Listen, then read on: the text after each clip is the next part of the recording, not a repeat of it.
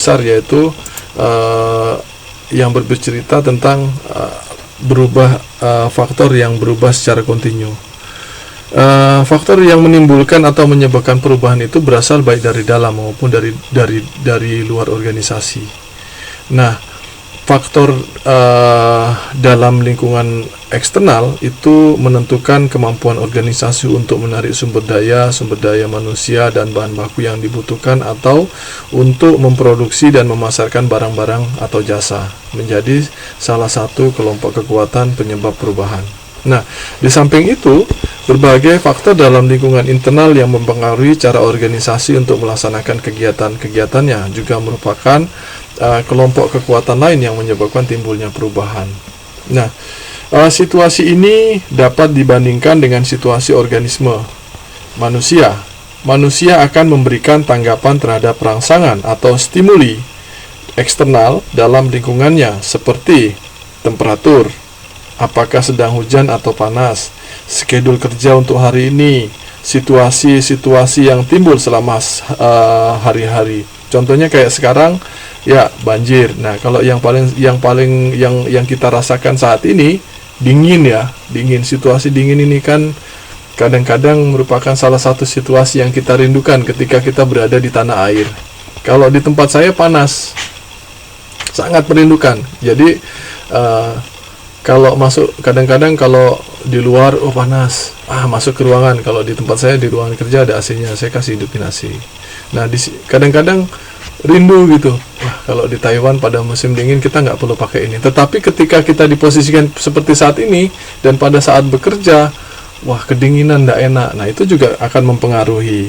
Nah, manusia di sini juga memberikan tanggapan terhadap rangsangan internal seperti kebutuhan untuk makan, apakah merasa demam atau sehat, apakah lelah atau cukup istirahat, dan sebagainya.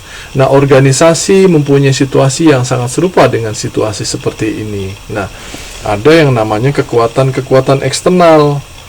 Walaupun sulit untuk menyamaratakan antara kekuatan-kekuatan penyebab perubahan eksternal, dalam kenyataan ada banyak kekuatan eksternal yang sangat mempengaruhi dari perubahan organisasi, dengan organisasi yang mempunyai sedikit kemampuan untuk mengendalikan kekuatan-kekuatan tersebut.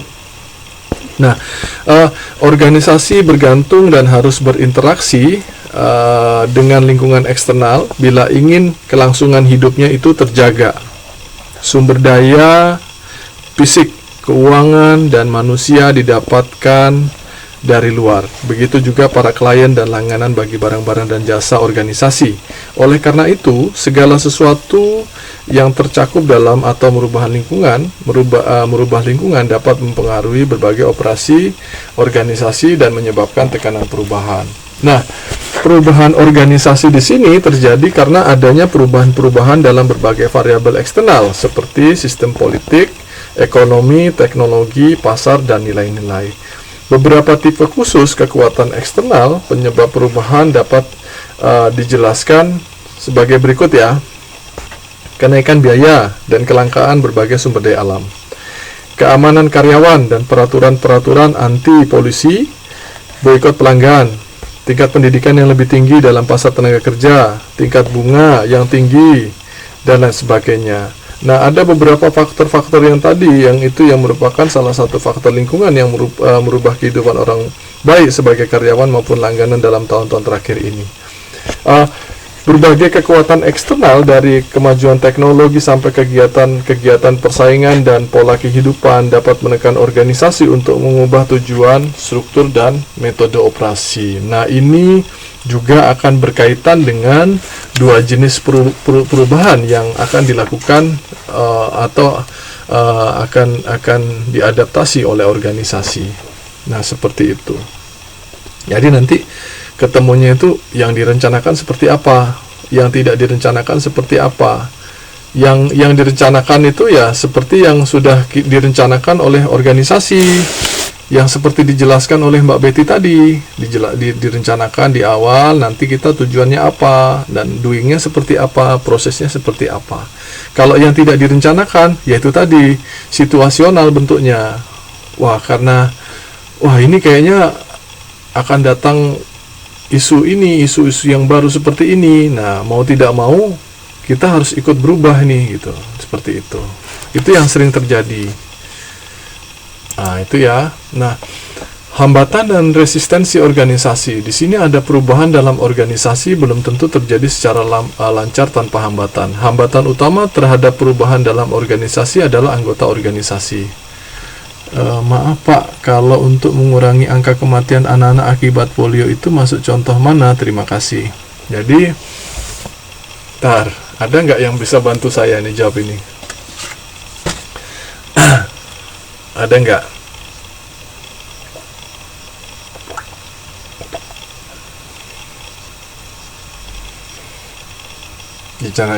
Ya, oke. Mbak Merly, bisa nggak Mbak Merly ceritakan kenapa kok bisa disebutkan direncanakan? Latihan ngomong loh ya, Mbak Betty dimatiin dulu ya ininya. Oh, sudah dimatiin. Ya, Mbak Merly silakan.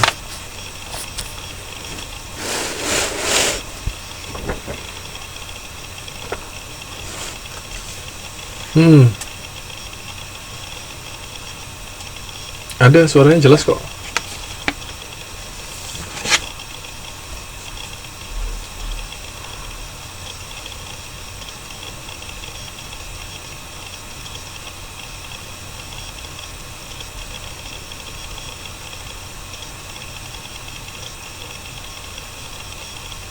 Oke, terima kasih. Ya oke ya, perubahan ketidakpastian direncanakan. Ya. Hambatan atau resistensi menunjukkan adanya stabilitas dan prediktibilitas perilaku sensasional. Resistensi terhadap perubahan dapat memicu adanya konflik fungsional dalam organisasi. Resistensi terbagi menjadi dua, yakni resistensi implisit dan resistensi eksplisit. Berdasarkan sumber daya ada resistensi individual dan resistensi organisasional. Jadi ini merupakan hambatan dan resistensi organisasi. Ketika hambatan-hambatan ini tidak dikelola dengan baik, maka ini akan menjadi masalah yang cukup pelik dalam mencapai tujuan organisasi. Karena di dalam perubahan dilakukan ada yang namanya, kalau dalam istilah perubahan manajerial itu ada yang namanya perubahan proaktif. Itu dilakukan sebelum masalah terjadi. Nah, selanjutnya di tengah-tengah itu ada masalah. Nah, yang kedua ada perubahan reaktif dilakukan setelah masalah terjadi. Nah, ini bagian dari, misalnya ada masalah nih yang bisa menjadi hambatan. Kalau masalah ini tidak dikendalikan dengan baik, maka itu akan akan menjadi salah satu penghambat perusahaan untuk mencapai tujuan organisasi. Nah, jadi gini, di dalam perubahan ini juga ada yang namanya penolakan terhadap perubahan, teman-teman. Bila perubahan terjadi, biasanya para manajer dan karyawan akan bereaksi baik secara positif ataupun negatif. Nah, reaksi khas yang terhadap yang terjadi terhadap adanya perubahan itu salah satunya yaitu yang ini saya jelaskan ya, bahwa yang pertama itu biasanya orang mungkin menyangkal bahwa perubahan sedang terjadi. Bila ini terjadi, organisasi kemungkinan akan terus kehilangan efektivitasnya. Nah, yang kedua yaitu orang mungkin akan mengabaikan perubahan. Manajer mungkin menangguhkan keputusan-keputusan dengan harapan bahwa masalah yang terjadi akan hilang dengan sendirinya. Nah, yang ketiga itu biasanya yaitu orang mungkin menolak perubahan karena berbagai alasan. Manajer dan karyawan mungkin menantang perubahan. Nah, selanjutnya yaitu orang mungkin menerima perubahan dan menyesuaikan diri dengan perubahan tersebut. Yang terakhir, orang juga mungkin mengantisipasi perubahan dan merencanakannya, seperti yang banyak dilakukan perusahaan-perusahaan progresif. Suka tidak suka, perubahan pasti akan terjadi. Karena apa? Kembali lagi, ada yang namanya inovasi. Inovasi biasanya melakukan perubahan. Perbaikan-perbaikan harus dijadikan salah satu bagian untuk mencapai tujuan organisasi.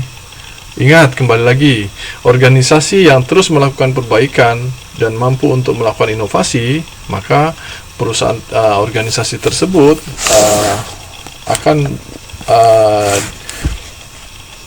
mencapai tujuan organisasi seperti yang diharapkan, seperti itu.